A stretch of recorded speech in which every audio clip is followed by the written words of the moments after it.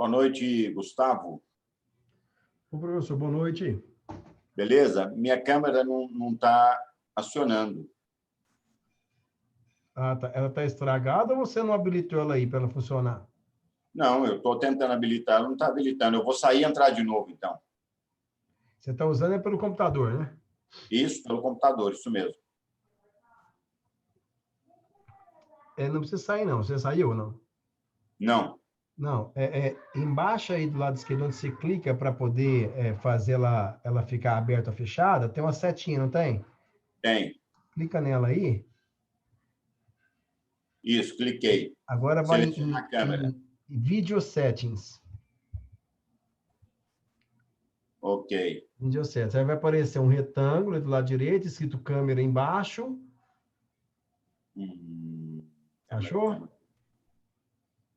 Do lado direito. Esse retângulo grande aí deve estar fechado o seu, né? Porque seu Ah, câmera a não está câmera, tá, funcionando. já vi aqui. Isso, aí embaixo deve ter escrito câmera e tem uma setinha para baixo. Clica na setinha para baixo Ah, cliquei.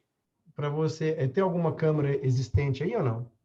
Tem Logitech H Webcam C270, que é a minha câmera. Então clica nela, Cliquei. clicou. Agora pode fechar essa tela aí e ver se você consegue fazer ela funcionar. Você consegue Deixa eu ver. abrir. Não está, não. Espera aí. Deixa eu ver aqui um negócio.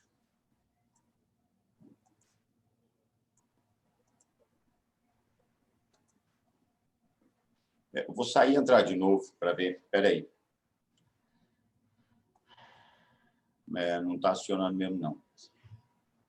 Mas ela estava habilitada aí, né? Está habilitada, está sim.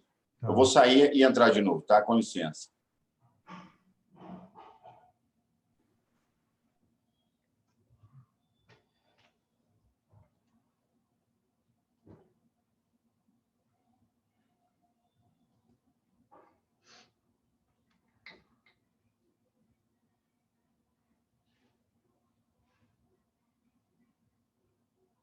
Pessoal, só um momentinho, tá? Boa noite a todos. Tudo bem com vocês? Vamos só esperar o professor retornar, ver se vai dar certo a câmera dele. 2 minutinhos a gente resolve isso.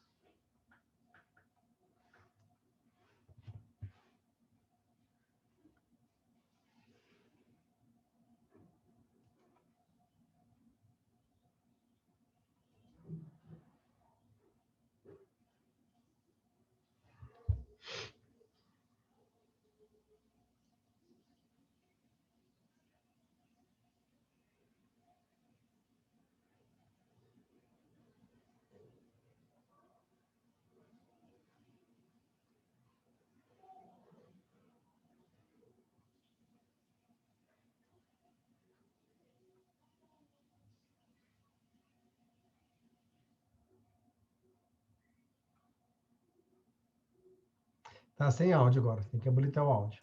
Eu descobri o que tinha aqui. Eu Ah, estava com o programa OBS Studio aberto, gravei uma aula e ele estava aberto ainda minimizado, então ele estava usando a câmera por isso. até por isso. Agora deu certinho, né? Agora está tudo certo, meu amigo. Ok, Tudo vê se você consegue já incluir os alunos aí. Eu já pus para gravar. tranquilo. Não, tá, a tela de compartilhamento está verdinha aqui, está funcionando, o chat também está. Ok. Ok. Obrigado, viu? Nada, boa aula. Obrigado. Boa noite, turma. Tudo bem com vocês? Boa noite, Gabriel, Mariana. Boa noite para você também. Larissa, como está? Estamos animados para mais uma aula? Vamos nessa. Perdemos um tempinho aí, problemas técnicos, mas já resolvidos. Avelar, como vai você? Boa noite. Compartilhar a tela. Boa noite, Lorena.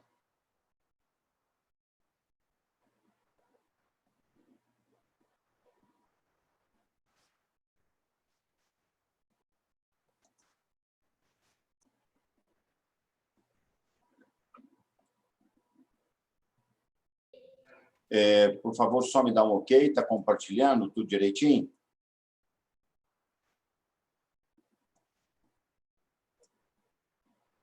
Ok, obrigado, Gabriel. Obrigado, Mariana. Valeu. Ok, vamos lá. Então, hoje nós vamos falar de deslocamento do equilíbrio. Falamos primeiro das condições do equilíbrio, falamos das constantes de equilíbrio, resolvemos alguns exercícios. Vamos falar agora do deslocamento do equilíbrio. A importância do deslocamento do equilíbrio, gente, para fins, vamos dizer assim, industriais. Porque é interessante para uma indústria que está produzindo um determinado material e a reação é reversível, então ela tem que buscar meios para manter o equilíbrio sempre indo para um lado só, para que haja um rendimento maior. E, para isso, a gente tem que conhecer o princípio de Le Chatelier. O princípio de Le Chatelier diz que, quando um sistema reacional em equilíbrio sofre uma perturbação externa, ele reage a esta perturbação de tal forma a minimizar os efeitos dessa perturbação ou até mesmo anulá-las. Imagina você, está aí o sistema do Pantanal, o ecossistema lá, um sistema relativamente em equilíbrio. Ele sofre uma perturbação, veio a queimada, fez o estrago que fez. Vamos dizer que não tem intervenção do homem para recuperar o equilíbrio, para recuperar a mata. Deixar por conta, claro que vai ser mais demorado, mas pode ter certeza que aquele ambiente ele vai buscar reagir à perturbação que aconteceu, buscando um novo equilíbrio, estabelecer um novo equilíbrio. Todo sistema em equilíbrio reage à perturbação dessa forma. Ele busca um novo equilíbrio. Ele tenta minimizar os efeitos da perturbação ou até mesmo anulá-las de vez. Claro que aqui a intervenção do homem na busca do equilíbrio ali no Pantanal, ou que seja na Amazônia, isso é favorável, no caso, para acelerar um pouco nos moldes do meio ambiente, claro. Acelerar a busca desse novo equilíbrio. Bem, e quais são as perturbações que um sistema em equilíbrio, um sistema químico, agora estamos falando do sistema químico, quais são as perturbações que um sistema químico em equilíbrio pode sofrer? As perturbações são mexer na concentração de reagentes e produtos, aumentar ou diminuir a concentração de um dos reagentes ou de um dos produtos, ou mais de um, mexer na pressão sobre o sistema, se o equilíbrio for um equilíbrio gasoso, mexer na temperatura do sistema. Então, são 3 os fatores que podem provocar perturbação do equilíbrio, deslocando ele para um dos lados da reação, ou para o lado dos reagentes ou para o lado dos produtos. Vamos falar primeiramente da concentração. Influência da concentração. Um sistema em equilíbrio, eu tenho R em equilíbrio com P, reagentes em equilíbrio com produtos. Se eu aumentar a concentração dos reagentes, estou falando não ao mesmo tempo, tá? Uma coisa ou outra. Se eu aumentar a concentração dos reagentes ou diminuir a concentração dos produtos, o sistema vai ser deslocado para o lado direito, ou seja, para produzir mais produtos. Vamos entender a lógica disso. Se eu aumentar a quantidade de reagentes, o sistema sofreu essa perturbação, ele vai reagir de tal forma a consumir o reagente que foi posto a mais. Para consumir o reagente que foi posto a mais, vai formar mais produtos, então vai deslocar para a direita. Ou também, se eu tirar produto, se eu diminuir a concentração de produtos, o sistema vai reagir de tal forma a repor a quantidade de produto que foi retirada. Vai deslocar para a direita também. Para entender melhor o efeito da concentração, é só você imaginar 2 caixas d'água não necessariamente do mesmo tamanho, quaisquer duas caixas, podem ser de tamanhos diferentes, conectadas embaixo, na parte inferior, por um cano. As duas têm água, estão abertas. Se as duas têm água e estão abertas, se você observar as duas caixas, o nível da água nas duas caixas, estando elas no mesmo local, vai estar o mesmo, vai ser o mesmo. O nível da água nas duas caixas é o mesmo, porque as duas estão sofrendo a mesma pressão atmosférica, independente do tamanho das caixas. Ok.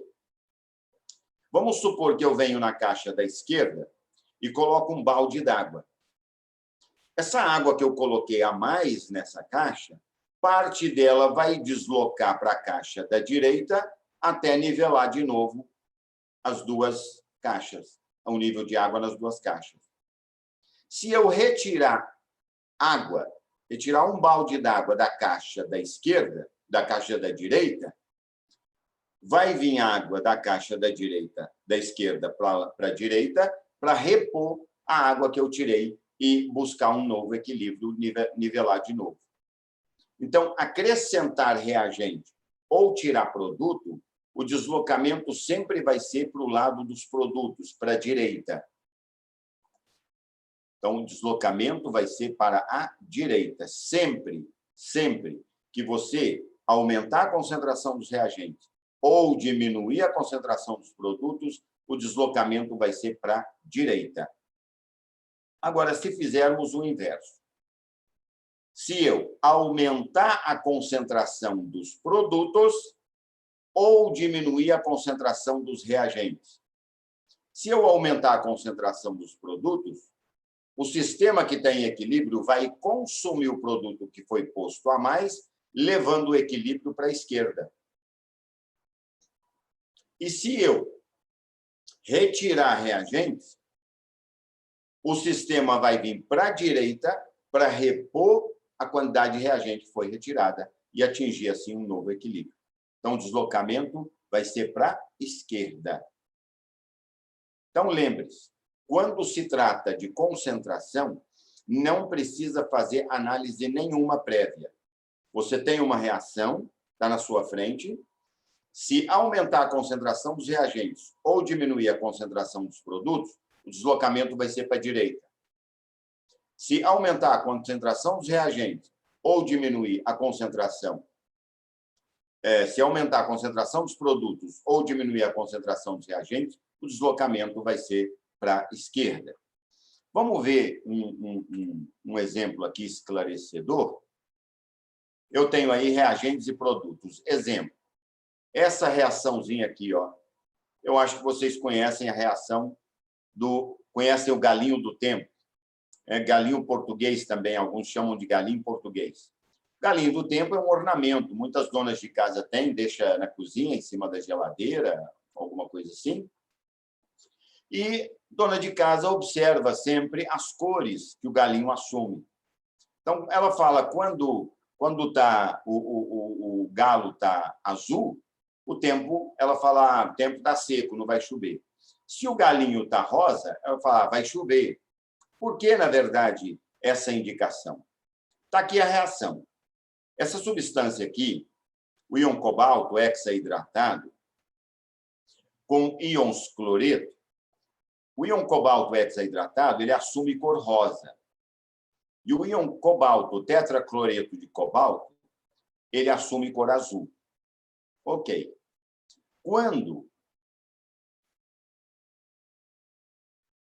É muito interessante mesmo. É interessante esse fato. Obrigado pelo comentário, cara.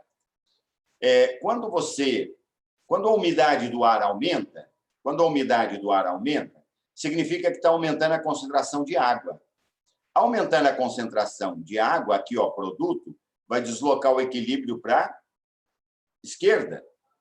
Deslocando para a esquerda, fica rosa. Aí a dona de casa, por isso que a dona de casa sabe que vai chover. Porque a umidade do ar está alta. A umidade do ar está alta significa alta concentração de produto, desloca para o lado dos reagentes. Quando o tempo está seco, significa que a água foi embora. A umidade não tem umidade, a concentração de de produto aqui de água diminuiu. Se diminui a concentração de água, o equilíbrio vai deslocar para a direita, assumindo a cor azul. Aí, porque a umidade do ar está baixa, então a água vai embora, né? Evaporou. Não tem umidade no ar.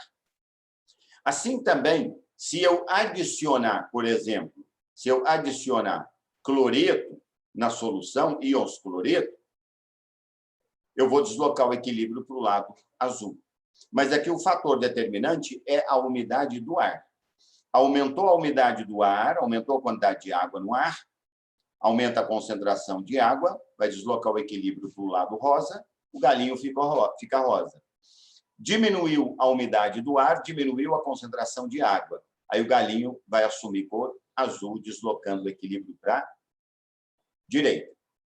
Outro exemplo também que brinca muito com cores é essa reação aqui. Eu tenho o sulfato de cálcio anidro, seco, ele tem uma cor branca acinzentada. Se eu adiciono água nele, ele assume cor azul, ele fica sulfato de cálcio pentaidratado. Se eu aqueço essa mistura, a água vai embora. Então, a água saindo, ele volta a ser sulfato de cobre anidro, sem água. Aí ele desloca para cá.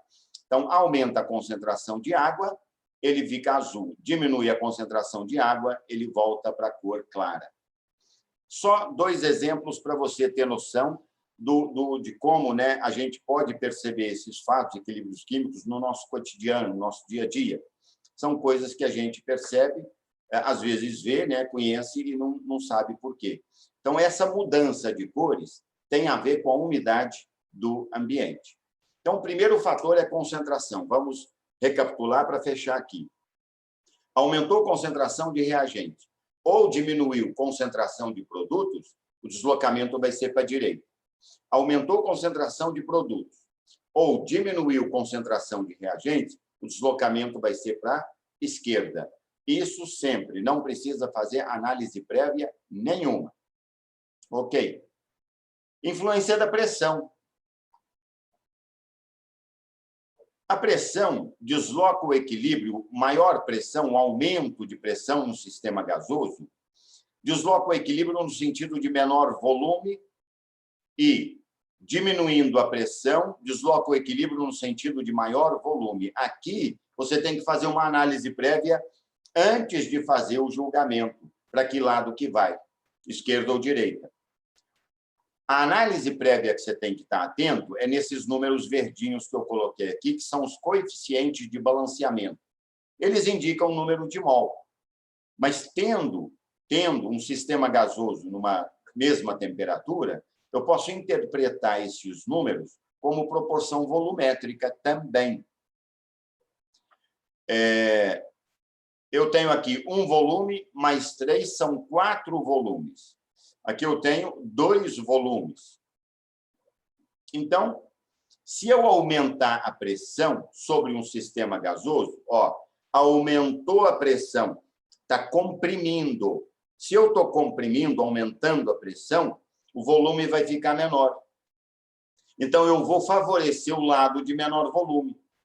Se eu diminuir a pressão, está afrouxando. O gás vai expandir, assume um volume maior. Assumindo o volume maior, eu vou estar favorecendo o lado de maior volume. Então, se eu aumento a pressão sobre este sistema, está aqui, a pressão sobre esse sistema é de 200 atm. Se eu aumento a pressão, vai deslocar o equilíbrio no sentido de menor volume. Aqui tem 2, do lado de cá tem 4.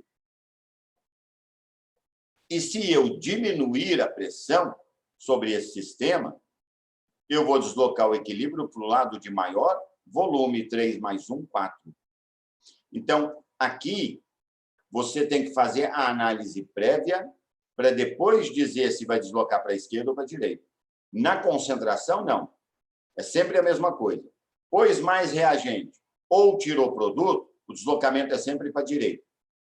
Pôs mais produto, tirou reagente, o deslocamento é sempre para a esquerda. Ponto.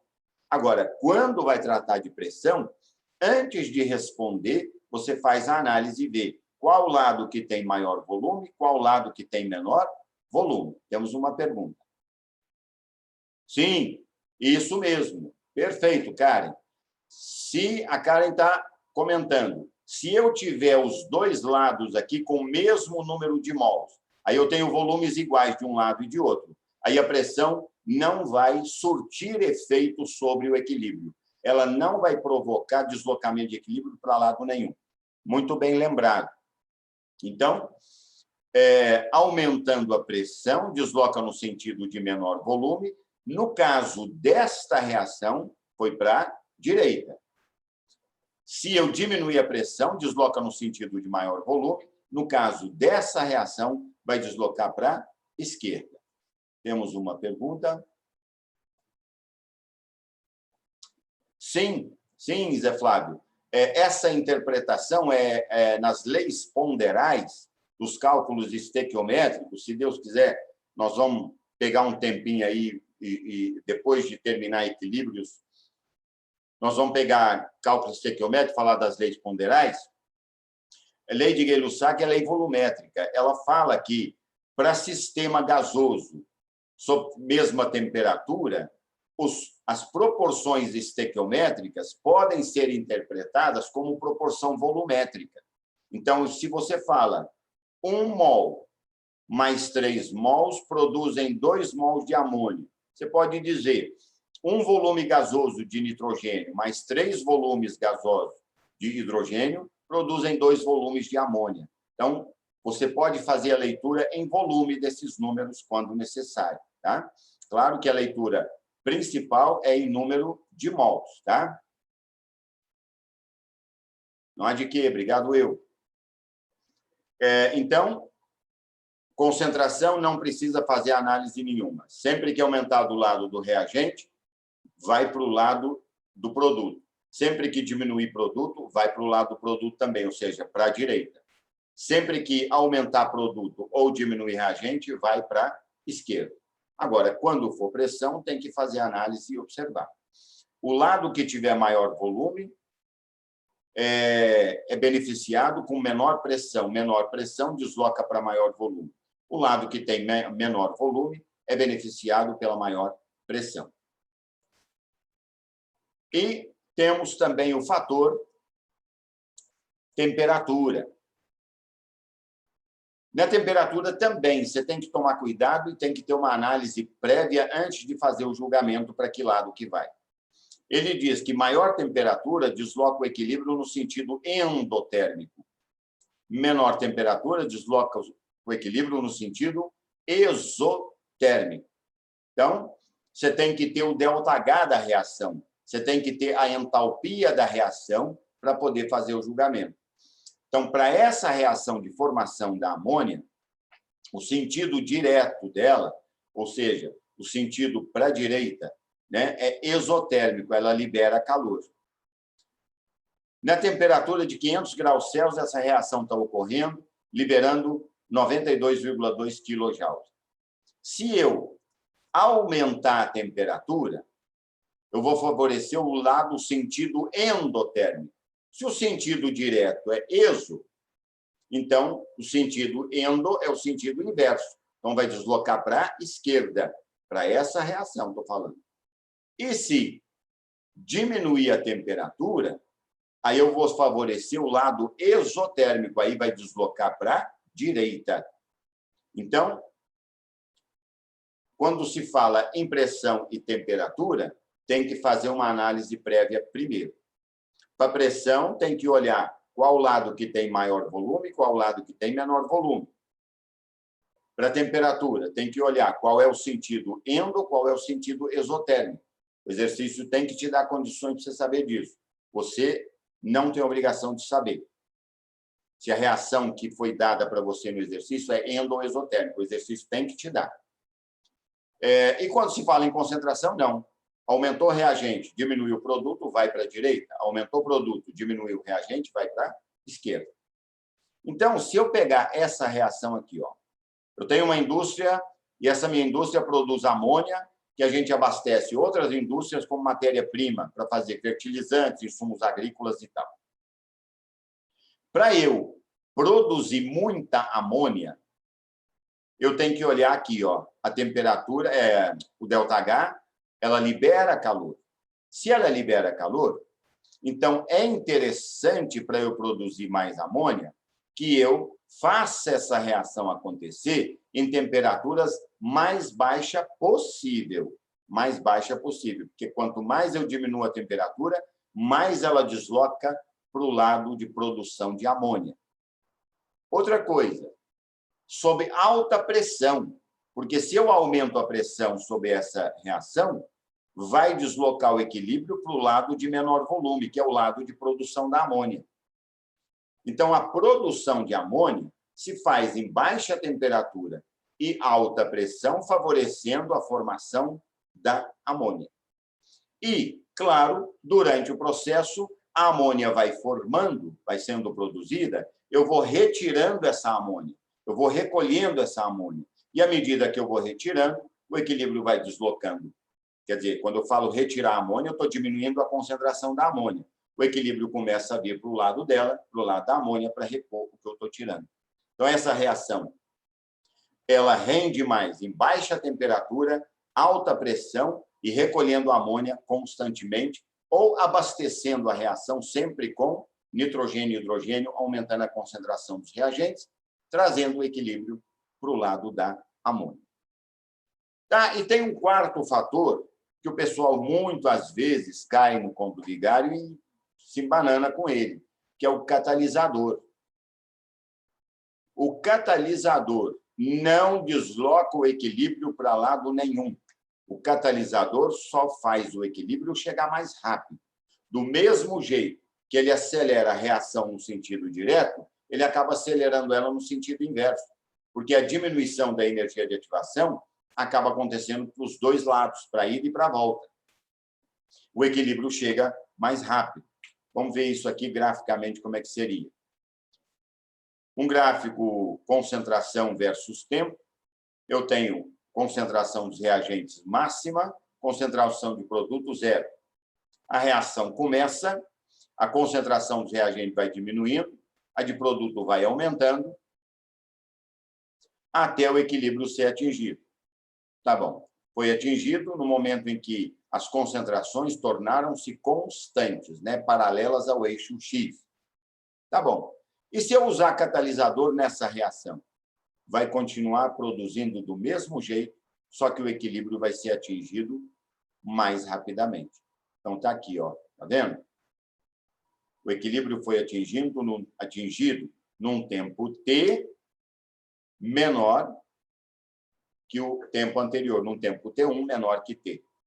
Então, com o catalisador, ela atingiu o equilíbrio antes, sem catalisador, depois. Mas repare que a quantidade de produto e de reagente é a mesma no momento do equilíbrio. Não altera mais e é a mesma sem. Então, o catalisador não desloca o equilíbrio para lado nenhum. O catalisador ele faz o equilíbrio chegar mais rápido. Bom, bem, dos três fatores que eu citei, concentração, pressão e temperatura, nenhum dos três, a não ser temperatura, apenas a temperatura, que vai alterar o valor da constante. Só a temperatura. Ah, Salim, mas ele aumentou a concentração dos reagentes. Não vai afetar o valor da constante? Não, pois parte do que você aumentou nos reagentes vai ser consumido. Consumido aumentando a quantidade de produto. Acaba compensando uma coisa a outra, o valor final da constante não muda. Mexeu na pressão, deslocou o equilíbrio para um dos lados. Também, como você aumentou, acabou diminuindo a concentração de um lado e aumentando do outro, mas não esqueça que mexendo na pressão, você está mexendo no volume, então a concentração acaba mudando para todo mundo ao mesmo tempo, de tal forma que, nos finalmente, a constante de equilíbrio não sofre alteração. Agora, mexeu na temperatura, você desloca o equilíbrio para um lado e não tem um fator compensatório. Aí o valor da constante muda. Então, o único fator que faz o valor da constante mudar é a temperatura. E tome cuidado, Porque tem exercícios que os caras falam, alterou, aumentou a concentração dos reagentes, deslocando o equilíbrio para direita, né? No final, o valor da constante alterou, aumentou ou diminuiu? Não. O valor da constante só alterando-se a temperatura. Tome cuidado com isso, tá? É peguinha. Vamos fazer uns 5 exercíciozinhos e partir, né, para a próxima parte. Vamos colocar aqui em prática esses fatores que deslocam o equilíbrio. A reação de transformação do dióxido de carbono em monóxido de carbono, representada pela equação a seguir, é muito importante para alguns processos metalúrgicos. Então, aqui, ó, carbono sólido, seria carvão, né? Mais dióxido de carbono, produzindo 2 monóxidos de carbono. Essa reação é endotérmica no sentido direto, absorvendo 174 kJ por mol de CO2 por mol de carbono consumido, ou de CO2 também. A constante de equilíbrio dessa reação pode ser expressa em termos de pressões parciais, Kp igual pressão parcial de CO ao quadrado, pressão parcial de CO ao quadrado, dividido pela pressão parcial de CO2 elevado a 1. Preste atenção, o carbono não entrou, que ele é um sólido, né? Primeiro que é Kp, Kp só entra gasoso. Se fosse Kc, ia dar a mesma expressão sem que entrasse o carbono, porque ele está no estado sólido, né? Na expressão da constante, sólidos e líquidos não participam. Ok. Qual é o efeito sobre este equilíbrio quando? Letra A, adiciona-se carbono sólido. Se eu aumentar a concentração, a quantidade, né, de carbono sólido, o que vai acontecer com esse equilíbrio? Pessoal, o exercício aqui, ele te deu essa expressão da constante para, na verdade, te induzir ao erro. Porque você olha a expressão da constante, você fala, poxa, ele não usou carbono, porque aqui é gasoso, o Kp é só para gases. Mas se fosse Kc, também não teria usado carbono, porque é sólido. E por que não usa o sólido? Porque a concentração dos sólidos num equilíbrio, ela não tem efeito nenhum. A concentração de um sólido não altera durante o processo. Você pegar um pedação de carbono sólido desse tamanho e pegar um pedacinho desse tamanho, a concentração vai ser a mesma. Ele é sólido. Então, a quantidade de matéria por unidade de volume é a mesma. Ele sendo um sólido grandão, ele sendo um sólido pequenininho. Então, você colocou ele sólido grandão. Foi consumindo, ficou sólido pequenininho. A concentração dele continua a mesma. Então, a concentração de sólidos não afeta o equilíbrio. Se ele aumentar a quantidade de carbono sólido, o equilíbrio não vai ser deslocado para lado nenhum, porque ele não alterou a concentração de ninguém. Então, a adição de carbono sólido não deslocará o equilíbrio, pois o estado físico sólido não altera a concentração do reagente. Fique atento a esse detalhe. E o cara, ele te dá a expressão da constante na maldade mesmo, para te induzir para o erro. Ele deu Kp, e não entrou carbono. Por quê? Porque ele é sólido, aqui só entra gás. Tá. Aí ele vem com essa pergunta aqui, a gente pega e pode cair no erro. Então, preste atenção. Mesmo se fosse Kc aqui, ia ser concentração de CO ao quadrado, dividido pela concentração de CO2.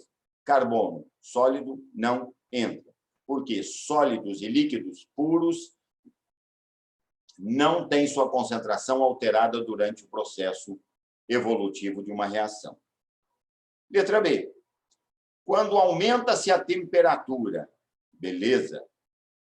A reação que ele me deu é endotérmica no sentido direto, ou seja, para a direita. Se aumentar a temperatura, ele está favorecendo o lado endotérmico.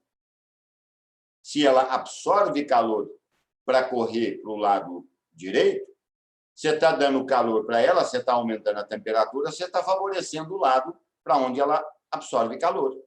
Então, aqui no caso, aumentando-se a temperatura, o equilíbrio será deslocado para a direita, no sentido de produzir mais monóxido de carbono. O aumento da temperatura desloca o equilíbrio para o sentido endotérmico. Portanto, para o equilíbrio acima, o deslocamento será para a direita, produzindo mais monóxido de carbono. Na letra C, introduz-se um catalisador. Acabamos de falar que catalisador não desloca o equilíbrio para lado nenhum, ele só faz o equilíbrio chegar mais rápido. Então, a adição de um catalisador não desloca o equilíbrio, ele só faz com que o equilíbrio seja atingido mais rapidamente. Alguma pergunta, pessoal, nessa primeira questão? Vamos lá, temos sim uma perguntinha. Sim. Ok, você vai saber olhando o ΔH aqui, ó. Se o ΔH dado na reação é positivo, então a reação é endotérmica no sentido direto. Então, ela é exotérmica no sentido inverso. Ele sempre vai te dar o teu ΔH do sentido direto. Então, aumentou a temperatura, desloca no sentido endo, que é o direto. Aí, se ele diminuir a temperatura? Ora, se o sentido direto é endotérmico, ΔH positivo, então o sentido inverso, o ΔH vai ser negativo. Então, diminuir a temperatura deslocaria no sentido inverso. Beleza. Eu que agradeço. Ok. Próxima questão. Considerando a equação em equilíbrio de síntese do trióxido de enxofre, 2SO2 mais O2, dando 2SO3, tudo gasoso. As constantes de equilíbrio Kc para essa reação, temos uma pergunta aqui. Ok, deixa eu voltar lá.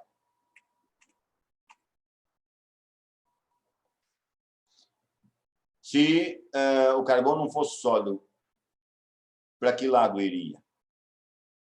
Aumentando, adicionando mais carbono, você fala, né?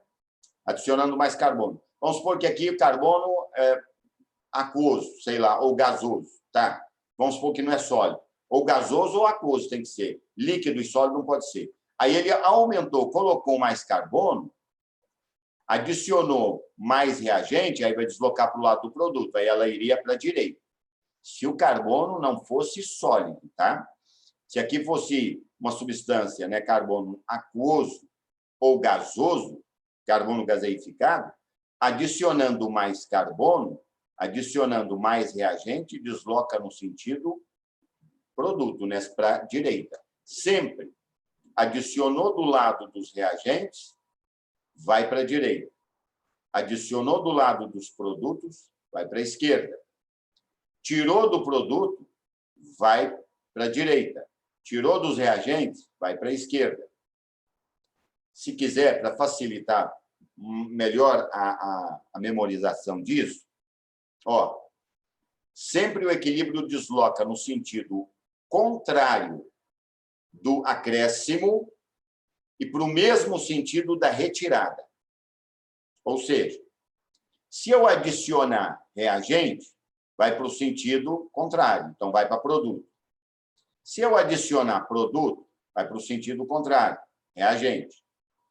Se eu retirar produto, vem para o produto, então vem para o mesmo lado da retirada.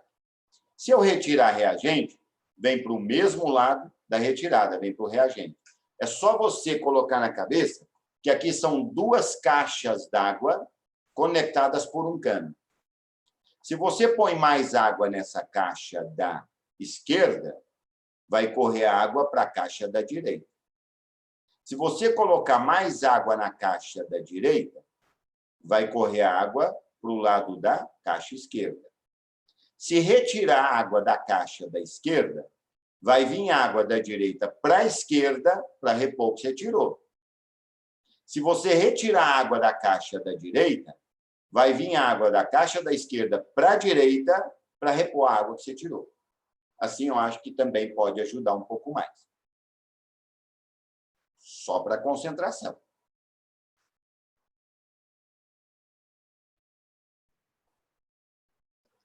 Samira, eu tenho uma sobrinha, chama Samira, mora em Uberlândia. Adoro minha sobrinha. E transfiro o mesmo para você, Samira. Obrigado por perguntar, viu?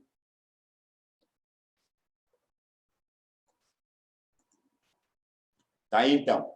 Considerando, então, a equação desse equilíbrio, 2SO2 mais O2, dando 2SO3, as constantes de equilíbrio Kc para essa reação em diferentes temperaturas. Está vendo? Olha só, presta atenção. Em diferentes temperaturas, está vendo? Mudou a temperatura, o valor da constante mudou também. Só mudando a temperatura é que a constante muda. Mudou a concentração de reagente de produto, valor não muda. Mudou a pressão do sistema, constante e valor não muda. Mudou a temperatura, constante muda. Bem, a 100 graus Celsius, a constante tem valor 100, muito alto. Então, essa reação rende muito a 100 graus Celsius. 100 Kelvin, 100 Kelvin. Aumentou a temperatura para 1.200 Kelvin, olha só o que aconteceu com a constante.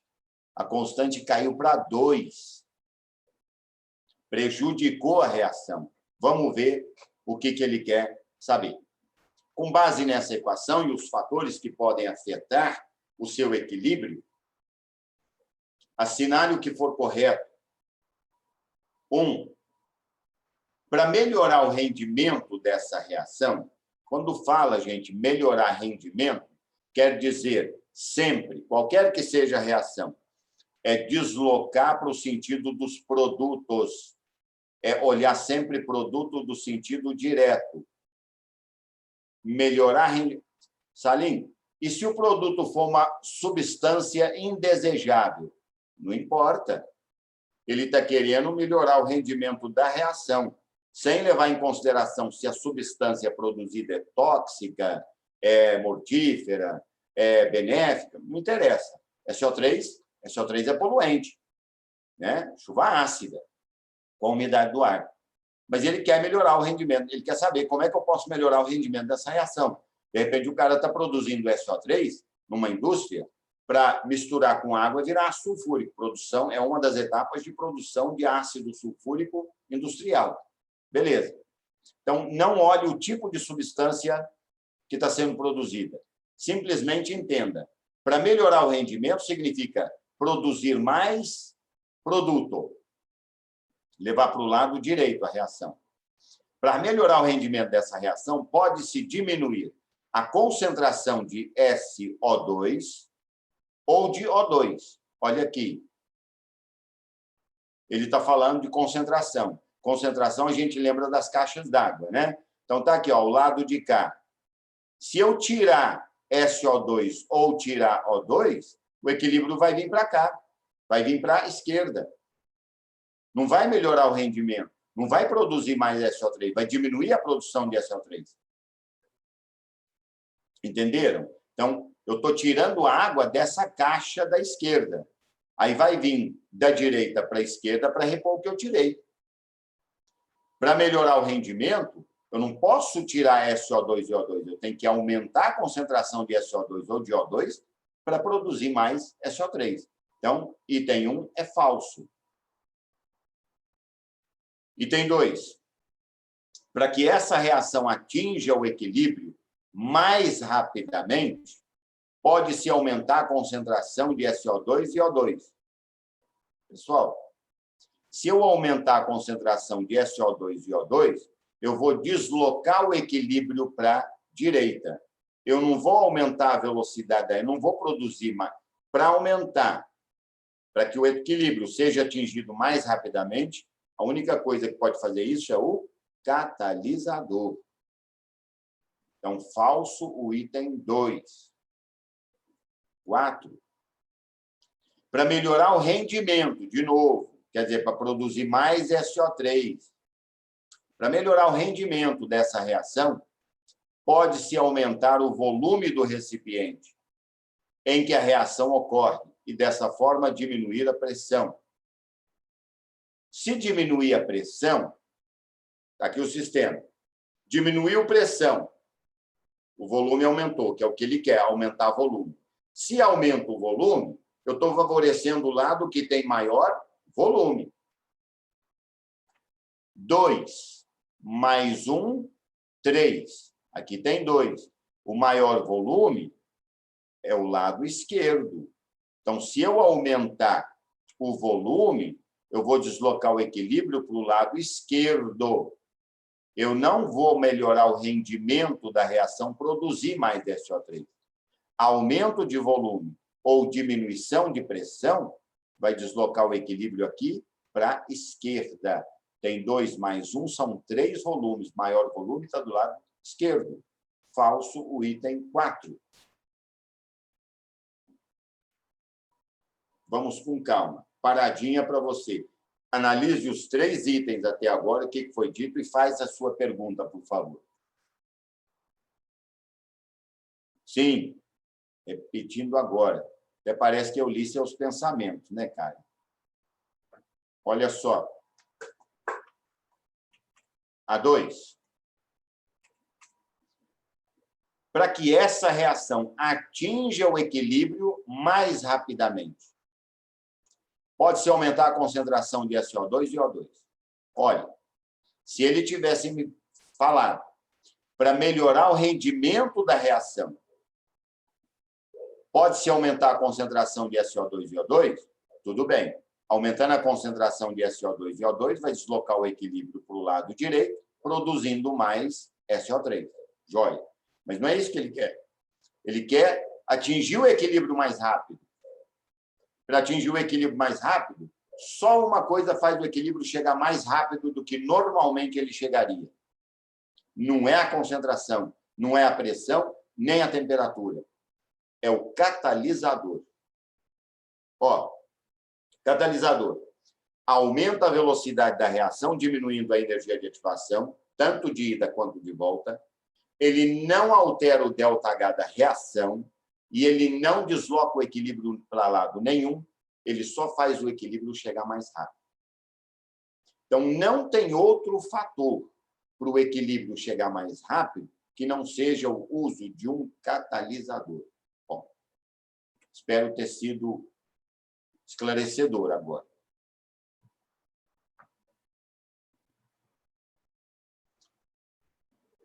Item 4.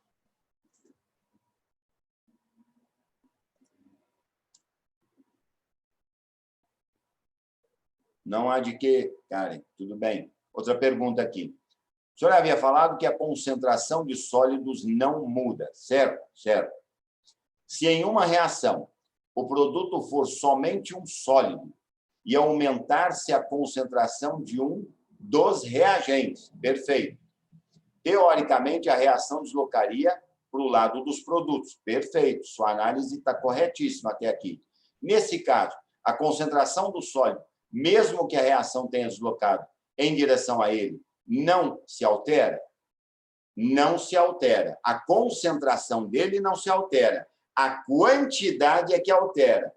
Tente diferenciar uma coisa da outra. Muito boa pergunta, adorei.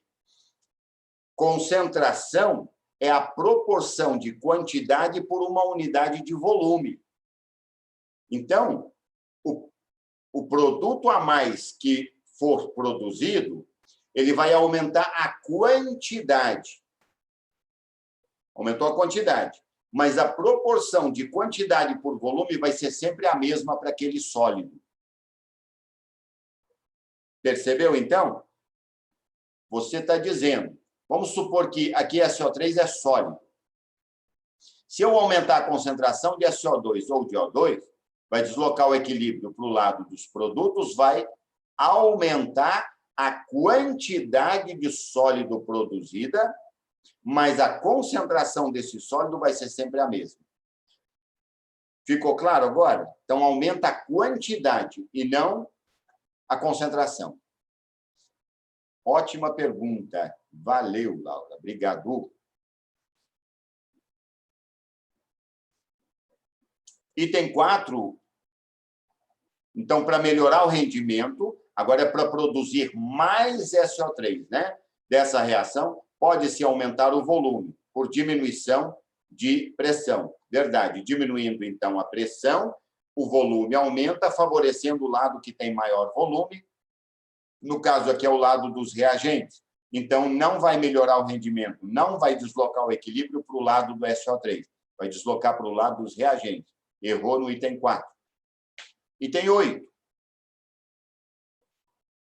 A síntese do SO3 é uma reação exotérmica. Gente, vamos lá com cuidado aqui.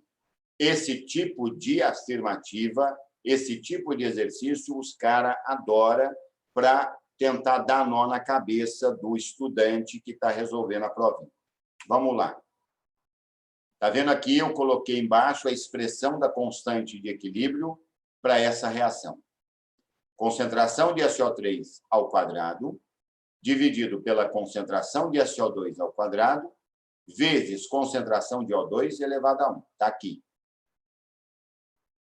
Bem, a síntese do SO3 é uma reação exotérmica. Como que eu posso descobrir se essa reação é exo ou endotérmica, sendo que ele não me deu o ΔH, mas ele me deu esse quadrinho aqui, que vai me contar. Esse quadrinho aqui é o dedo duro. Ele vai me dizer se a reação é exo ou endotérmica. Atenção comigo, por favor. Na temperatura de 100, a constante é alta. Aumentou a temperatura, diminuiu a constante. Vamos fazer uma análise aqui na equação.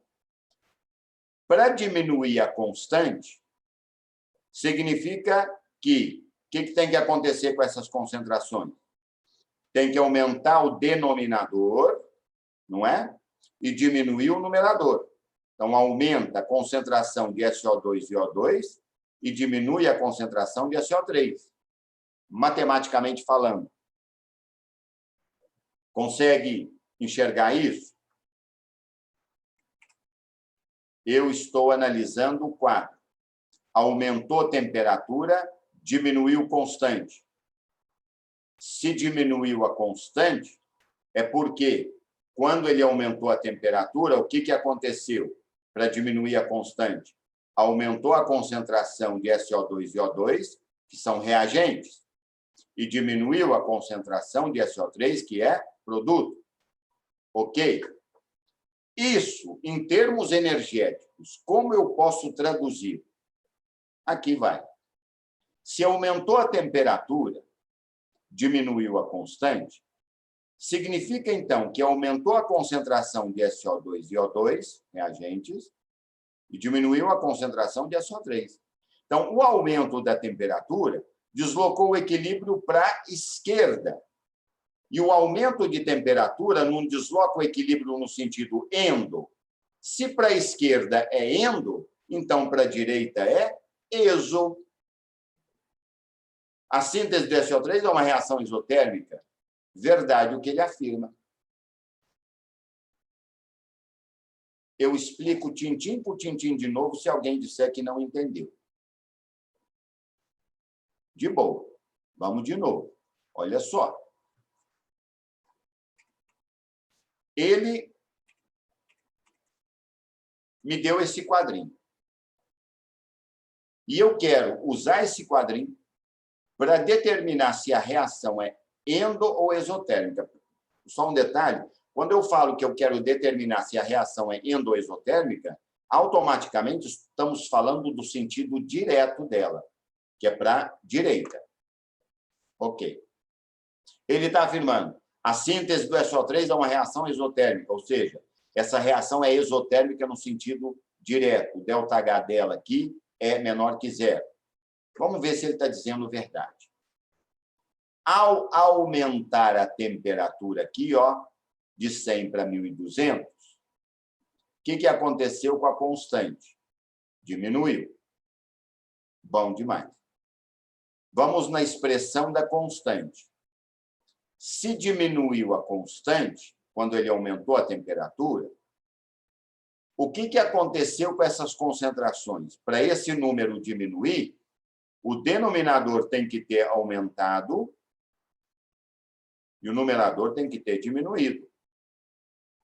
Vamos supor que aqui eu tinha 10, aqui 20 e aqui embaixo 2. Então, 10 igual 20 dividido por 2.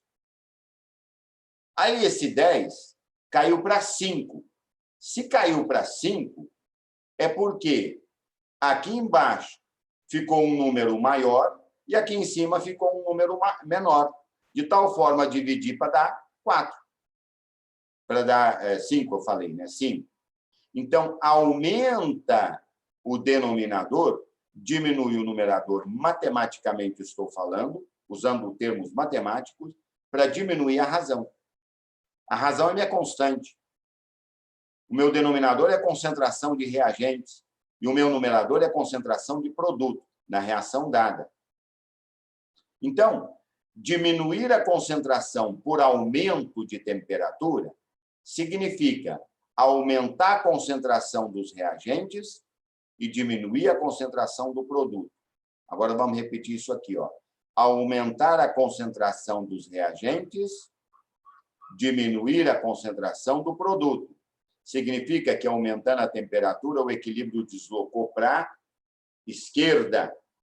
Se ele deslocou para a esquerda com aumento da temperatura, que provocou a diminuição da constante, significa que para a esquerda é endotérmica. Então, ela é exotérmica para a direita, que é o sentido direto. Então, essa reação de produção de SO3 é exotérmica no sentido direto. Espero ter esclarecido melhor. Ok? Obrigado. Então, se aumentou a temperatura e caiu a constante, é porque deslocou para o lado dos reagentes. Vamos supor que ele tivesse me dado esse quadro. Sim, Gabriel, sim. Sim, é por isso que eu fiz questão de falar para vocês, aqui é o trem prestar atenção bastante, isso mesmo. Vamos supor que ele tivesse me dado o contrário, 1.200 em cima e o 100 embaixo. Aí eu teria olhado aqui e falado assim, bom, diminuiu a temperatura, diminuiu a constante. Se diminuiu a constante, então ela aumentou a concentração dos reagentes e diminuiu a concentração do produto. Teria deslocado do mesmo jeito para a esquerda, só que ela seria exotérmica para a esquerda, porque ele teria diminuído a temperatura. Aqui não, ele aumentou. Se o aumento da temperatura diminui a constante, significa deslocamento para a esquerda. Então, ela é endo para a esquerda. Consequentemente, ela é exo para a direita. E é o que ele está afirmando no item 8. 16, para melhorar o rendimento dessa reação, rendimento, quer dizer, produzir mais SO3 dessa reação, deve-se abaixar a temperatura. Ora, nós tivemos todo o trabalho no item 8 para descobrir que ela é exotérmica no sentido direto. Então, se eu diminuir a temperatura, eu vou favorecer o lado direito dela, o lado que produz mais SO3. Verdadeiro item 16. Corretíssimo. Perguntas?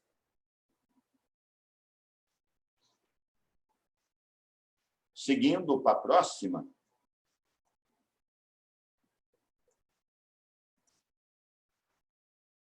Considere os dados termodinâmicos da reação na tabela a seguir.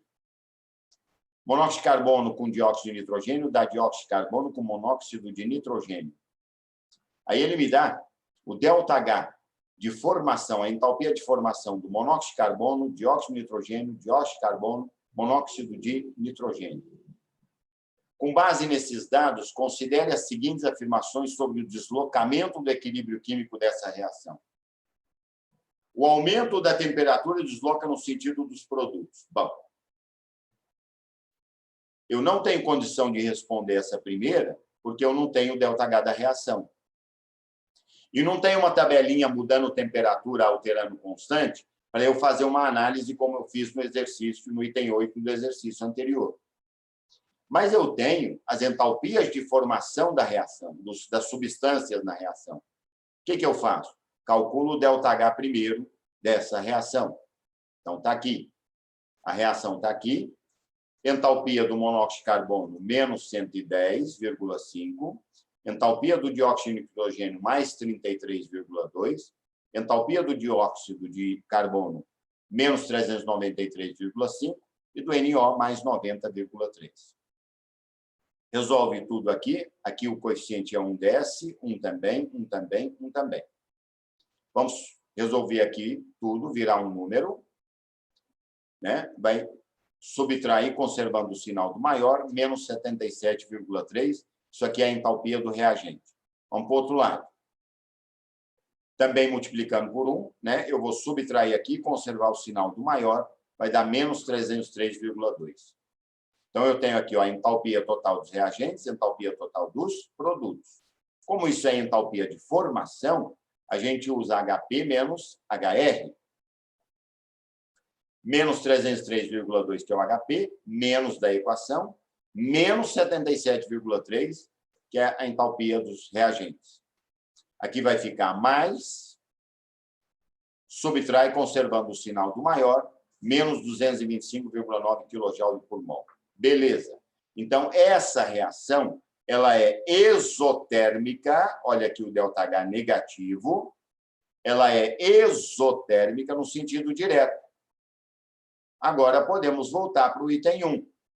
O aumento da temperatura desloca no sentido dos produtos. Se ela é exotérmica no sentido dos produtos, aumentar a temperatura vai deslocar no sentido dos reagentes. Se ela é exotérmica no sentido direto, ela é endo no sentido inverso. Então, aumentar a temperatura desloca no sentido dos reagentes, para a esquerda.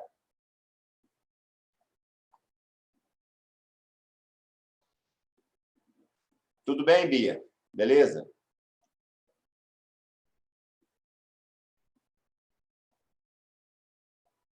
Sim, sim. Você vai usar ΔH, HR menos HP quando for entalpia de ligação.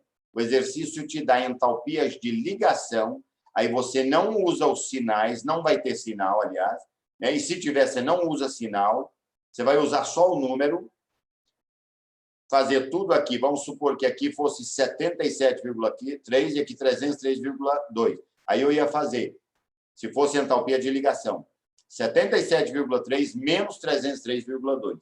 Aí HR menos HP. Quando ele te fornece entalpia de ligação. Aqui ele forneceu entalpia de formação. Aqui ó, na tabelinha, por favor, você vai ver aqui, ó, ΔHF, entalpia de formação. Quando for entalpia de ligação também, ele mostra a ligação, né, dos elementos, se é dupla, tripla, tal, aí dá para perceber que é entalpia de ligação. Ok? Eu que agradeço. Então, sendo ela exotérmica no sentido direto, aumentar a temperatura vai deslocar no sentido inverso. Falso o item 1. Item 2. O aumento da pressão desloca no sentido dos produtos. Aqui, ó, 1 mais 1, 2. 1 mais 1, 2. Os dois lados têm o mesmo volume. Então, aqui a pressão não desloca o equilíbrio para lado nenhum. Tá certo?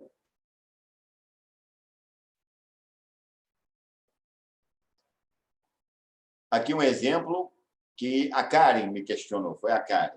Então, tá aí, Karen, ó, eu tenho o mesmo volume, 1 mais 1, 2, 1 mais 1, 2.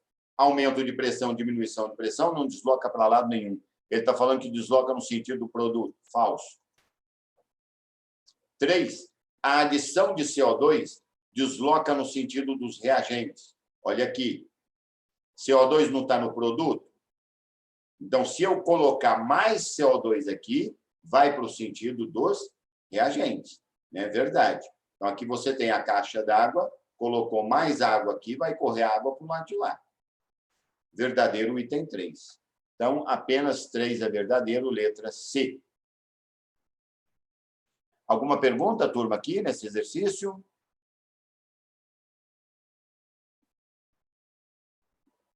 Vamos lá, então, seguindo. Opa, tem uma perguntinha. Tranquilo, tá. Beleza. Uma das reações utilizadas para a demonstração de deslocamento de equilíbrio, devido à mudança de cor, é a representada pela equação a seguir. 2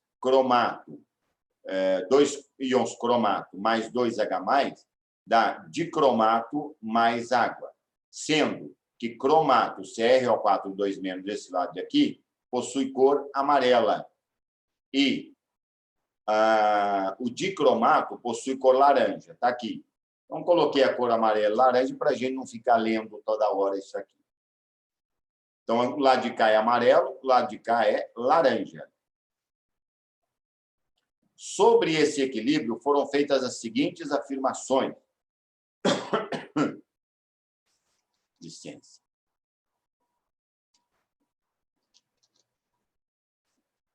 A adição de HCl provoca o deslocamento do equilíbrio para a direita. Para a direita, para cá, para o lado laranja. Bem, você vai olhar aqui, você vai falar, poxa, HCl, não tem HCl aqui. Não tem HCl, mas tem H+, que o HCl libera. Isso aqui é efeito do íon comum. O HCl em solução aquosa libera H+. Ácidos liberam H+ em água. Então, adicionar HCl a esse sistema é o mesmo que acrescentar ou aumentar a concentração de H+. Aumentar a concentração de H+, desloca para a direita, verdade o que ele está dizendo. Aumentar a concentração do lado dos reagentes, desloca para o lado dos produtos. Aqui, no caso, é para a direita. Verdadeiro item 1. Item 2. A adição de NaOH resulta na cor laranja da solução. Vamos lá. Agora, ele está adicionando NaOH. Não tem NaOH aqui. NaOH não tem, de fato. Mas o NaOH é uma base. Base neutralizam ácidos. Ácidos são substâncias que liberam H+. Quem neutraliza quem? O OH- neutraliza o H+ do ácido, ou o H+ neutraliza o H- da base. Se eu adicionar NaOH, eu estou adicionando OH- na reação. OH- vai entrar na reação e vai pegar os H+ e vai papar eles, vai neutralizar, vai tirar eles de circulação. A concentração de H+ vai diminuir. Diminuindo a concentração de H+, o equilíbrio vai deslocar para o amarelo. Então, eu estou do lado de cá, na caixa d'água da esquerda. Se eu tirar a água da caixa d'água da esquerda, vai correr água para ela. Adicionar NaOH é adicionar OH-. OH- reage com H+. Tirando H+ da solução ou da reação, vai diminuir a concentração de H+, vai deslocar para o lado amarelo e não laranja, como ele está dizendo. Item 2, falso. Item 3, a adição de HCl provoca o efeito do íon comum, perfeitamente. A adição de HCl é adicionar íons H+, que é íon comum entre a reação e o ácido adicionado. Eles têm esse íon comum. Verdadeiro, item 3. Item 4. A adição de dicromato de potássio. Dicromato. Não desloca o equilíbrio. Meu Deus.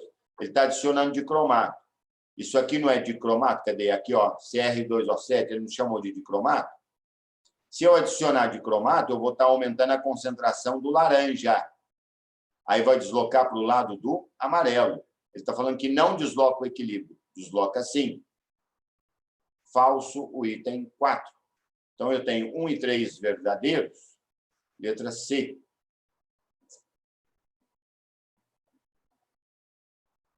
Pergunta, pessoal?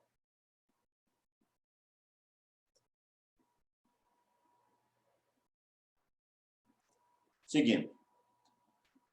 Quinta questão.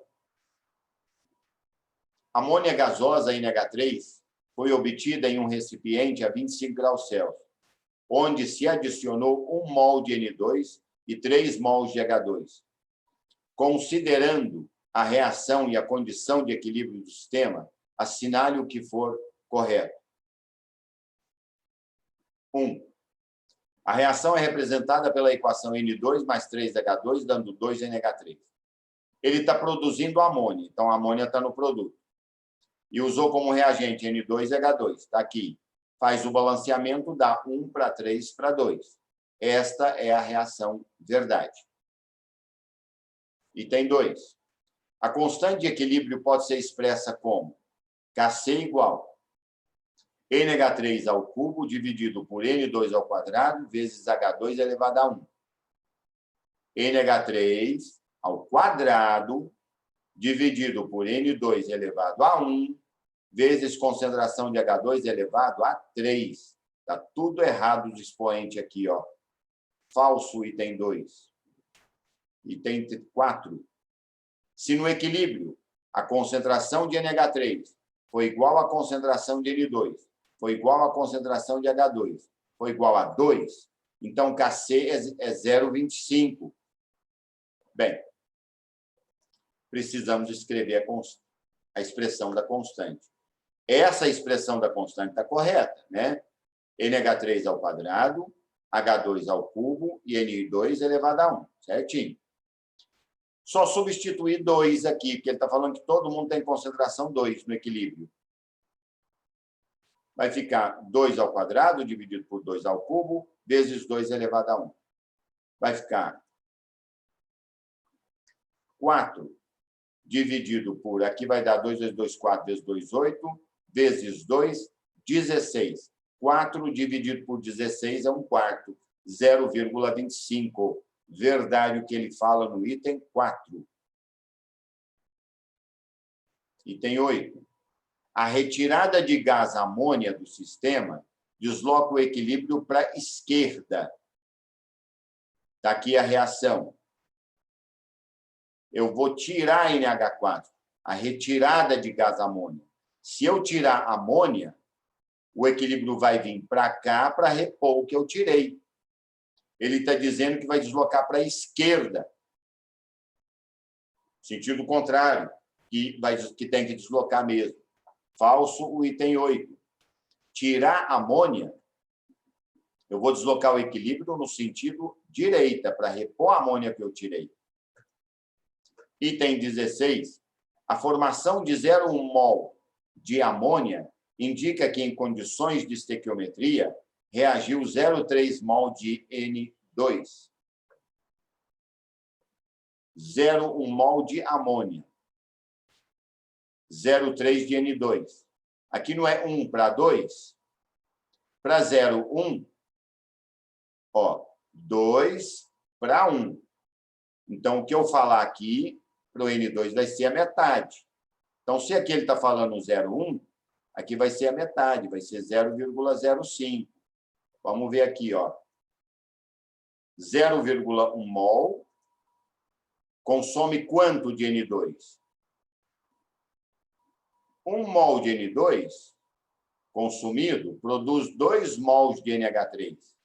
0,1 mol vai precisar de X. X vai dar 0,05 mol e não 0,3. Falso, o item 16. Alguma pergunta para essa questão, gente? Eu creio que essa é a última. Vamos ver se tem mais alguma. Tem uma pergunta aqui. Tranquilo, beleza.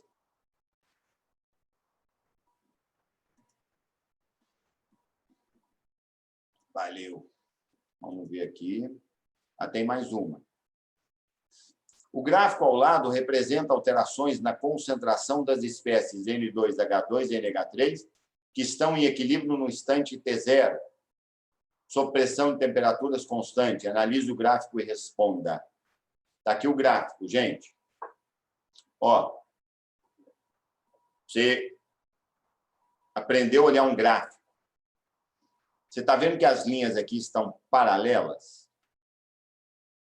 Então, esse gráfico ele tem uma continuidade antes, que começou lá desde o começo e ele pegou um pedaço já em equilíbrio. Estão vendo que está linhas paralelas ao eixo X? Então, essas três substâncias vêm de um equilíbrio. Vindo de um equilíbrio, aconteceu alguma coisa no tempo T1, depois alguma coisa no tempo T2, e vamos ver o que vai acontecer depois. Vamos ver o que ele quer. Que substância foi adicionada ao sistema em T1? Repare, em T1, né? Você pode ficar na dúvida entre NH3 e N2, porque o N2 é de aumento, o NH3 também. O H2 não, porque é de diminuição, tá vendo? Está caindo a concentração. Mas presta atenção, sempre a espécie adicionada, o aumento é brusco, é no mesmo instante, é reto, é vertical. Não é aos poucos. Cadê o meu mouse? Não é aos poucos, vai aumentando devagarzinho, não. É brusco. No instante T1, aumentou a concentração de quem? De N2. Então, mesmo NH3 esteja aumentando, é o brusco que é adicionado, é o vertical. No tempo T1, a concentração era isso, já ficou isso. Então, isso aqui é uma adição, é uma perturbação brusca. Então, ele está perguntando que substância foi adicionada no sistema em T1. Em T1, foi adicionado N2. Então, adicionou-se N2. Letra B. Que variação sofre a constante de equilíbrio Kc quando variam as concentrações em T2? T2. Em T2, houve acréscimo de H2. Ele mexeu na temperatura? Não mexeu. Se não mexeu na temperatura, a constante não sofre variação nenhuma. Pode fazer o que ele quiser, com a concentração, com a pressão, que o valor da constante não muda. A temperatura é a única que pode alterar o valor da constante. Então, a variação das concentrações desloca o equilíbrio químico, mas o valor da constante só varia com a temperatura. Repare que aqui, ó, em T1, só para melhorar a sua visão do gráfico, quando ele adicionou N2, aqui, ó, N2 é reagente, né? Ele adicionou N2. A concentração de NH3 aumentou um tiquinho, então deslocou para o lado do produto. Esse deslocamento para o produto consumiu H2. Olha aqui, ó, diminuiu a concentração de H2. Por isso que o gráfico aqui está mostrando uma queda na concentração de H2. Ele aumentou a concentração, ele adicionou N2. Aí, um pouquinho de N2 foi consumido, caiu um pouquinho. Esse N2 que foi consumido, consumiu também H2 e produziu mais NH3. Chegou em T2, ele adicionou H2. Adicionando H2, aí consumiu um pouquinho do H2, consumiu no seu, né, por tabela, N2 e aumentou mais ainda a concentração de NH3. Só que a constante não muda, só muda o valor da constante se variar a temperatura. Como variam as concentrações de N2 e H2 em T3? Em T3. T3, olha aqui, o que ele aumentou? Ele aumentou a concentração de NH3. Então, ele adicionou produto. Se ele adicionou produto em T3, o equilíbrio vai deslocar para que lado? Para o lado dos reagentes. Então, vai aumentar a concentração de N2 e vai aumentar a concentração de H2. Ele adicionou H3, aí caiu um pouquinho, porque é consumido, né? Para ir para o lado dos reagentes. Concentração dos reagentes acaba aumentando um pouquinho N2 e H2. É desse jeito que vai variar a concentração deles em T3. Então, as concentrações de N2 e H2 irão sofrer um aumento no tempo T3, em função do aumento da concentração de NH3. Eu usei mal a palavra aqui. Aqui é em função do acréscimo de NH3, tá? Ficou mal, usei mal a palavra, não ficou legal, não. Em função do acréscimo de NH3, e não propriamente do aumento da concentração de NH3, que aumentou, mas ela volta a cair um pouquinho. Letra D. Como variam as concentrações de NH3 e H2 no tempo T4, quando N2 é retirado?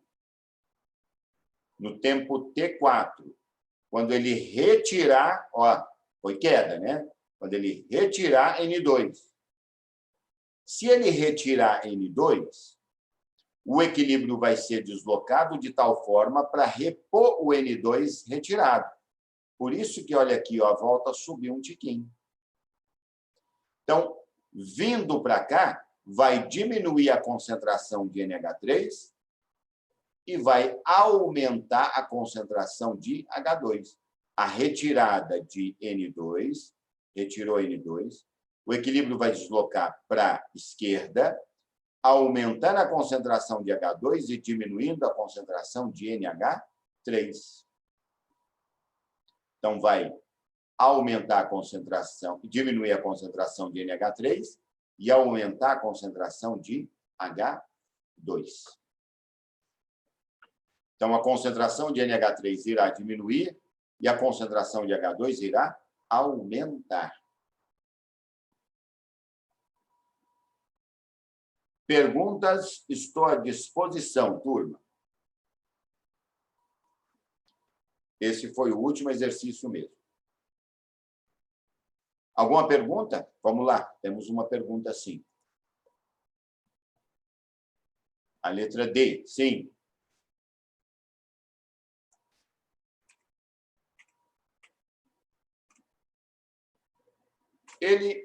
Na letra D, como variam as concentrações de NH3 e H2 no tempo T4? O tempo T4 é esse aqui. Quando N2 é retirado. Então, ele foi lá e tirou um pouquinho de N2. Ou seja, ele executou isso daqui, tirou. Né? Quando é acréscimo, está vendo aqui que sobe e depois segue. Aqui estava no equilíbrio, né, paralelo, aí ele tirou, caiu, depois seguiu. Ele quer saber, tirando N2, o que acontece com a concentração de NH3 e de H2. Se eu imaginar isso aqui, a caixa d'água da esquerda, eu tirei um balde d'água daqui, vai vir água da caixa da direita para repor o que eu tirei, certo? Vai deslocar para a esquerda. Então, tirando N2, o equilíbrio vai deslocar para a esquerda. Deslocando para a esquerda, vai diminuir a concentração de NH3, vindo para cá, aumentando a concentração de H2. Então, está aqui, vai diminuir a concentração de NH3, porque o equilíbrio vai vir para a esquerda. Então, vai consumir NH3 e produzir H2. Consumir, diminuiu a concentração de NH3 e aumentar a concentração de H2, produzir mais H2. A concentração de NH3, então, irá diminuir e a de H2 irá aumentar.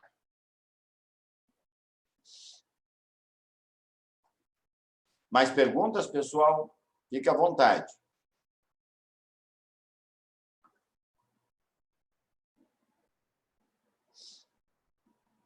Tranquilo. Vamos lá, então? Ver o que temos a mais hoje.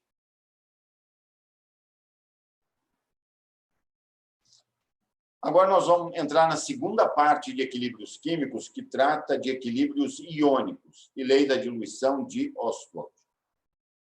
A primeira parte foi de equilíbrios moleculares, falamos da condição do equilíbrio, falamos da elaboração da expressão das constantes, significado também, as propriedades da constante e falamos do deslocamento e equilíbrio.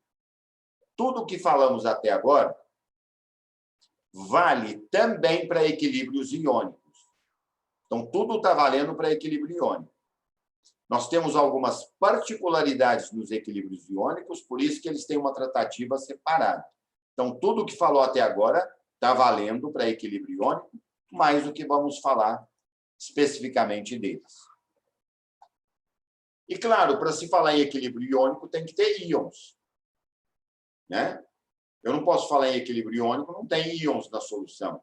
Então, para que o equilíbrio seja iônico, a substância envolvida deve ser um eletrólito. Eletrólito, gente, é uma substância que torna o meio condutor de eletricidade. Quer dizer, ele vai ionizar ou dissociar em água. Ele vai ser um composto covalente ou um composto iônico. Composto covalente ionizando na água ou composto iônico dissociando na água. Tanto faz. Então, tipo HCl. HCl.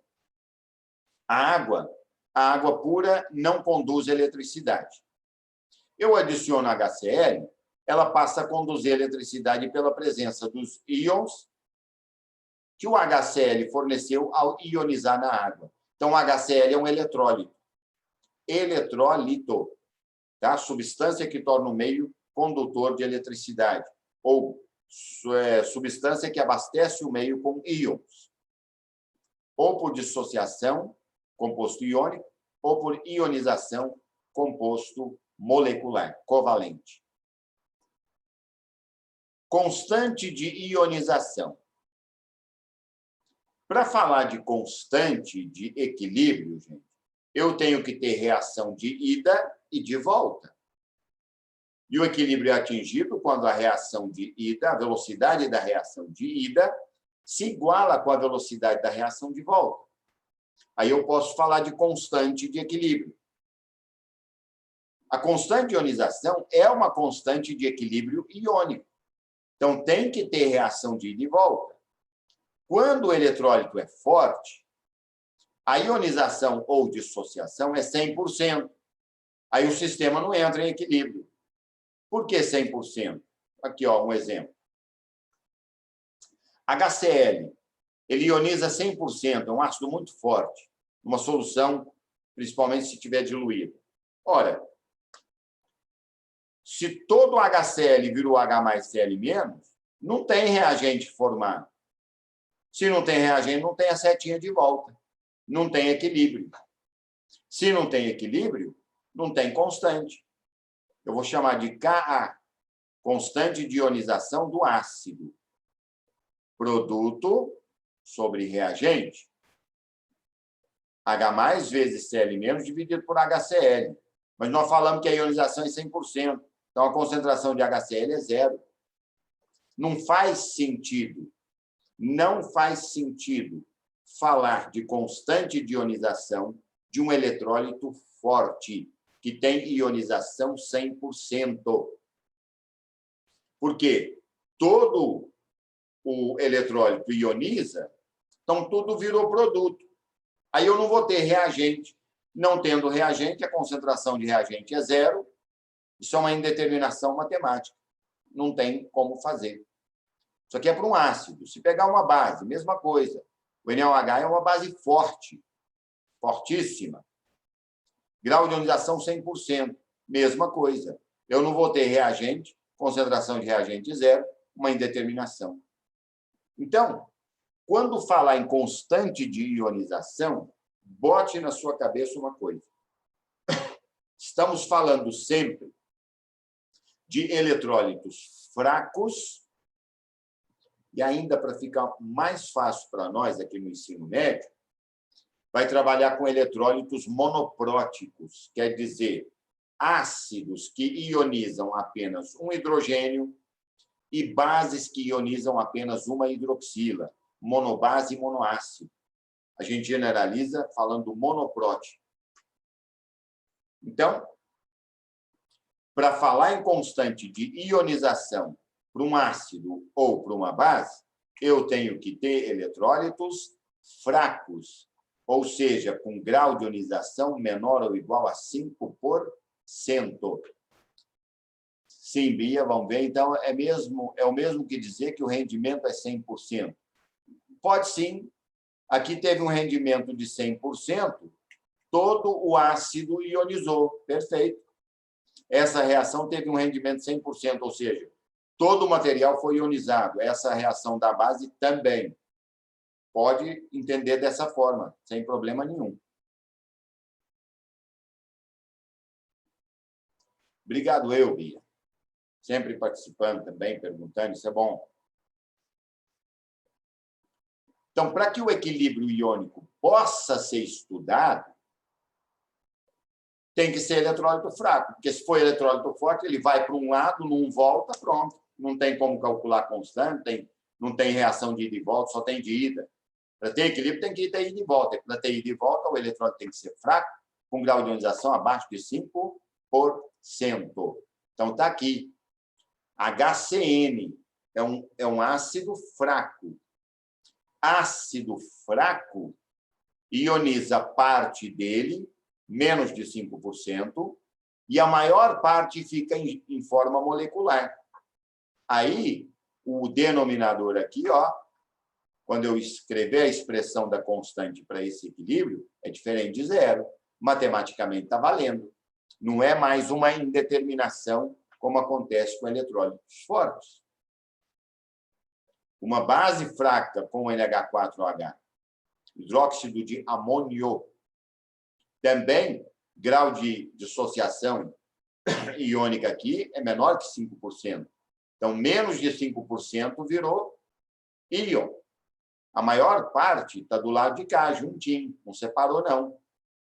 Assim como aqui. Então, a maior parte do ácido fraco e da base fraca ficam juntos. Os íons que estariam separados ficam juntos.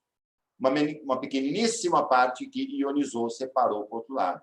Aí eu tenho denominador diferente de zero, fica fácil falar em constante. Aí está valendo matematicamente.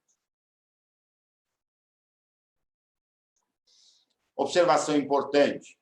Quanto maior for o valor da constante de ionização de um ácido, Ka, ou de uma base, Kb, aqui a gente diferencia.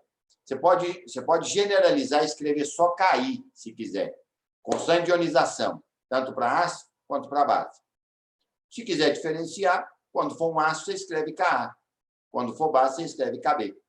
Constante de ionização do ácido, constante de ionização da base. Então, quanto maior for o valor da constante, maior será a força desse ácido ou dessa base.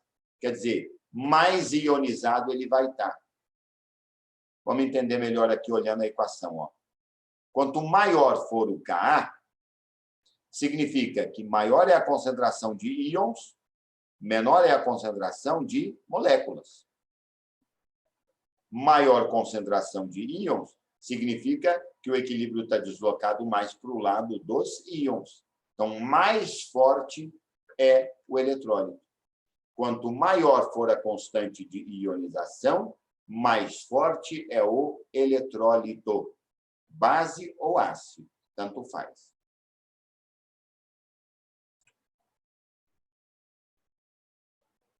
Para poliácidos e polibases, se acontecer e o exercício mencionar alguma coisa, vai ser no nível do que nós vamos dizer aqui.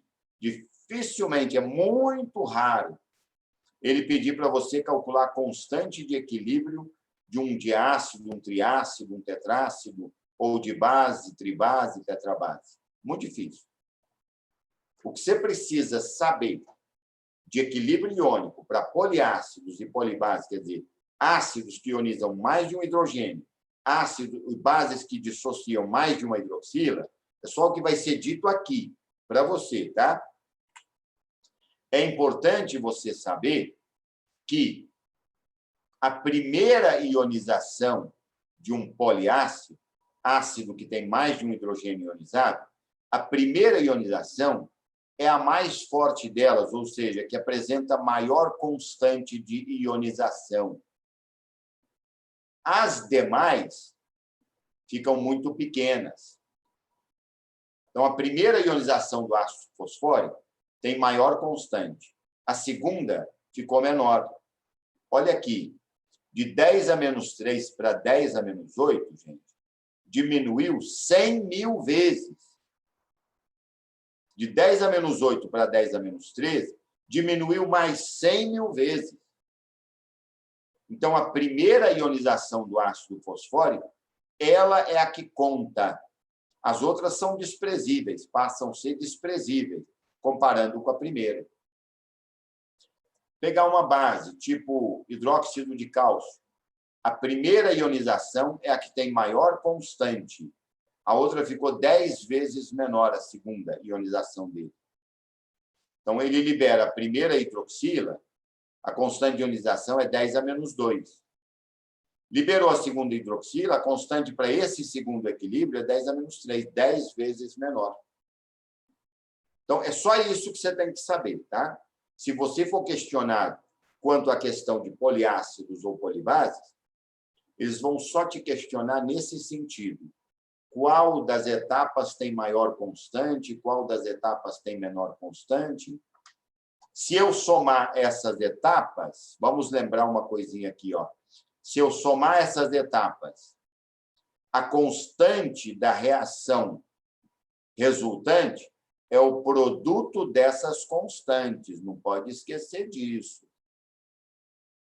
Quando uma reação é o resultado da soma de etapas, a constante da reação resultante é o produto das constantes das etapas somadas.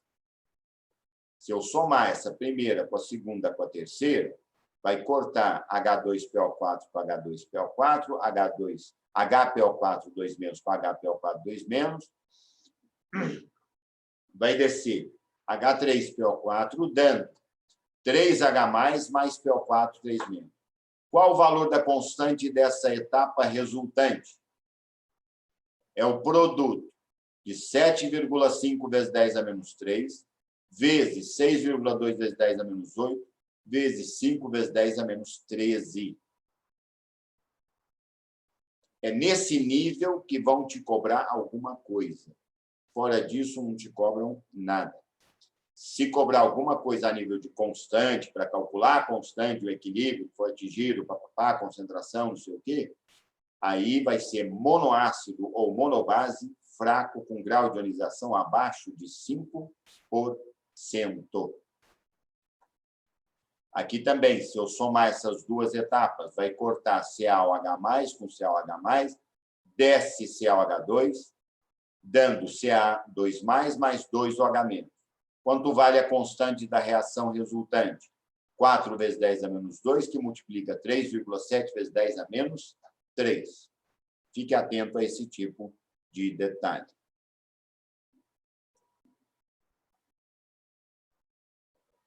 E, para fechar nossa aula de hoje, vou apresentar para vocês o pKa e o pKb. Nós temos, então, Ka, Kb. Quanto maior o Ka ou Kb, mais forte é o ácido ou a base. Agora, muitos gostam de lidar com pKa. O que é o pKa? É o logaritmo negativo de Ka. O que é o pKb? É o logaritmo negativo de Kb. Então, vamos olhar aqui, ó.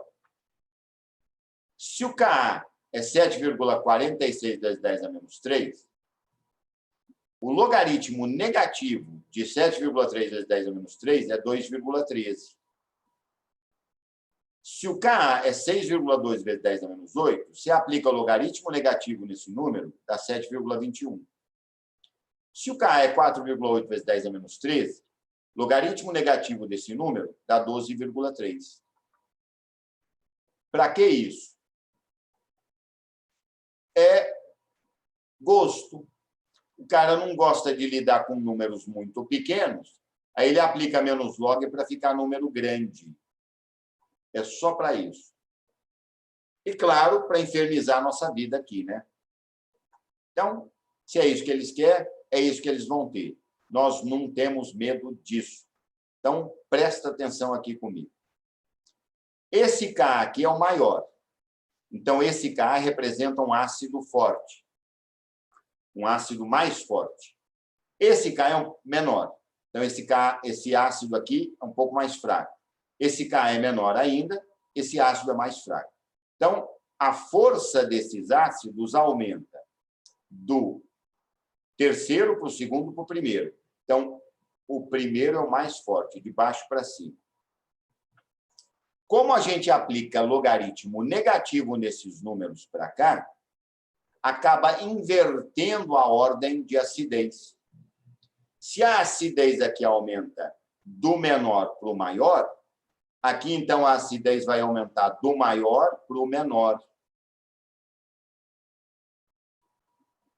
Então, olhando a constante ela é diretamente proporcional à acidez ou basicidade. Quer dizer, quanto mais forte for o ácido, maior sua constante. Quanto mais forte for a base, maior a sua constante. E se ele me der o pKa ou pKb? Aí você vai olhar o contrário.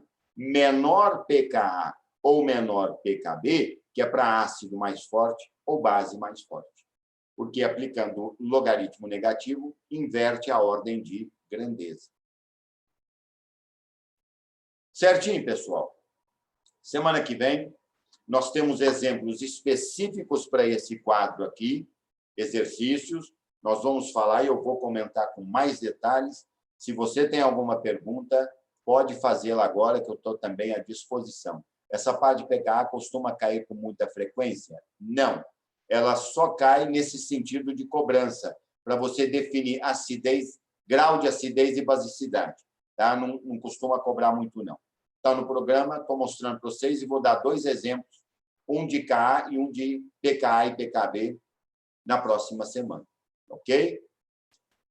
Obrigado, gente, para vocês. Aquele big abraço. E nunca se esqueçam que vocês são meus heróis, tá? Tiro o chapéu para vocês. Parabéns, continuem com isso aí, que vocês são o futuro desse país. Big abraço para vocês, gente. Tchau, tchau. Obrigado. Obrigado, Larissa, Laura, Mariana, obrigado também, Bia. Agradeço de coração para todos vocês.